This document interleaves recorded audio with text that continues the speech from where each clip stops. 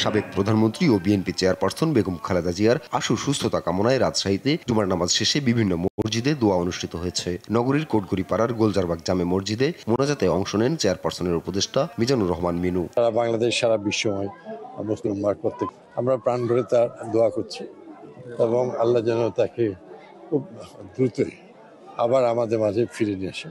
ময়মনসিংহে জুমার নামাজের পর মসজিদের ইমাম ও খতিবরা বেগম জিয়ার রোগ মুক্তির জন্য আল্লাহর কাছে কায়ে মনোবাক্যে দোয়া করেন। এতে সমবেত মুসল্লিরা অংশ নেন।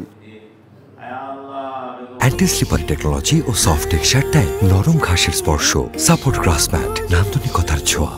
চাঁদপুরের মতলব উত্তরে দৃষ্টি প্রতিবন্ধী হাফেজদের অংশগ্রহণে মিলাদ ও দোয়া হয়েছে। আল্লাহর কাছে প্রার্থনা জানান বেগম জিয়া যেন দ্রুত সুস্থ হয়ে গণতন্ত্র ও মানুষের অধিকার প্রতিষ্ঠায় নেতৃত্ব দিতে পারেন। প্রথম চাওয়া, সর্বশেষ চাওয়া একটাই, আমাদের নেত্রী যেন আল্লাহ অনেক সুস্থতা করে আমাদের মধ্যে ফিরে আনে।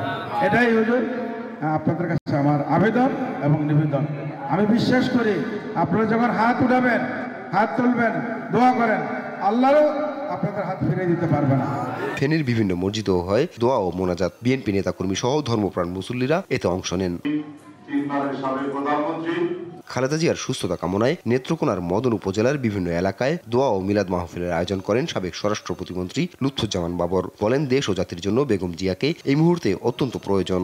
গণতন্ত্রের মানসকন্যা, 3 বারের প্রধানমন্ত্রী বেগম খালেদা জিয়ার রোগ আরোগ্য কামনা করছি এবং আমরা আজকে এই দোয়া প্রতিটা জায়গায় আমাদের দোয়া হবে। যত জায়গায় আমাদের পথসভা আছে সেই পথসভার সাথে সাথে দোয়া হবে। মাদারীপুরের বিভিন্ন মসজিদেও হয় বিশেষ দোয়া ও মিলাদ। মুন্সিগঞ্জেও বেগম জিয়ার সুস্থতা কামনা করে দোয়া করা হয়। এছাড়া বিভিন্ন ধর্মীয় প্রতিষ্ঠানেও প্রার্থনা করা হয়। আপন অপু, নিউজ ডেস্ক, দেশ টিভি।